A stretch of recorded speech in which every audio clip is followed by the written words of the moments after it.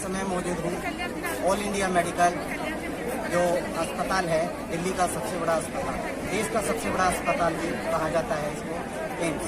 यहाँ पे अभी नर्सों का प्रोटेस्ट चल रहा है अपनी 23 मांगों को लेकर। यहाँ पे हजारों की संख्या में नर्सें और अदर स्टाफ भी उनको सपोर्ट करने के लिए यहाँ पे मौजूद है। आप मेरे पीछे देख सकते हो, हजारों की संख्या में भीड़ है। पुलिस प्रशासन भी यहाँ पे मौजूद है और इन लोगों की मांगे नहीं मानी जा रही है, तो इन्होंने कहा अनिश्चित काल तक ये हड़ताल चलेगी।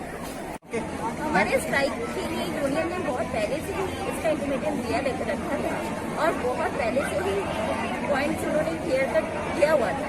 लेकिन पहले उन्होंने बोला था कि जब मान लिया जाएगा, लेकिन इसमें 20 to 22 पॉइंट्स है, उसमें से एक भी आज तक माना नहीं गया।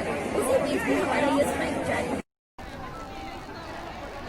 नमस्कार देशवासियों, मैं संजय आपको इस स्ट्राइक के संदर्भ में कुछ बताना चाहूँगा कि हमारे स्ट्राइक के लिए हम सभी नर्सिंग ऑफिसर्स को स्ट्राइक पे इसलिए आना पड़ा कि एम्स प्रशासन के द्वारा और स्वास्थ्य मंत्रालय के द्वारा हमें मजबूर किया गया।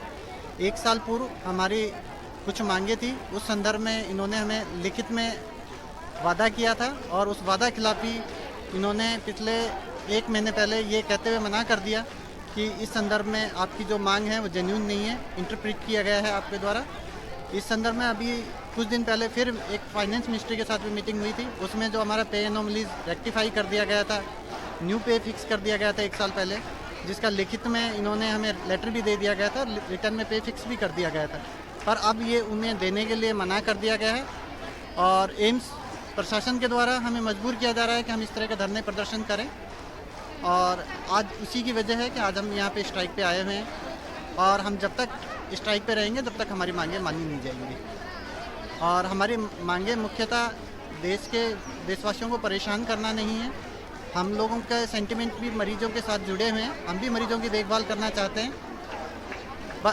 परंतु जो हमारी मुख्य मांगें हैं, पे रेक्टिफिकेशन, उन्हें प्रशासन के द्वारा तुरंत मान लिया जाना चाहिए और जो EHS की फैसिलिटी है उन्हें भी इम्प्रूव कर दिया जाना चाहिए। जो हमारे क्वार्टर से संबंधित, रहने से संबंधित जो समस्याएं हैं वो भी मान ली जानी चाहिए। जो 80-20 बेस पे, जेंडर बेस पे डिस्क्रिमिनेशन किया है नॉर्थ एग्ज़ाम के थ्रू, वो संविधान के बिल्कुल विरुद्ध है, उसे भी तुरंत पूर्व के अनुसार कर दिया जाना चाहिए जो पहले से भर्तियाँ होती आई हैं ओपन रिक्रूटमेंट के थ्रू। और हमारी 23 मांगे हैं जो हमने प्रशासन को और स्वास्थ्य मंत्रालय को दोनों को अवगत करा दिया गया है और लिखित में उन चिट्ठियाँ दे दी गई हैं 1 माह पूर्व ही। धन्यवाद। प्रोटेस्ट चल रहा है, इसको देखते हुए मरीजों पे इसका कोई असर?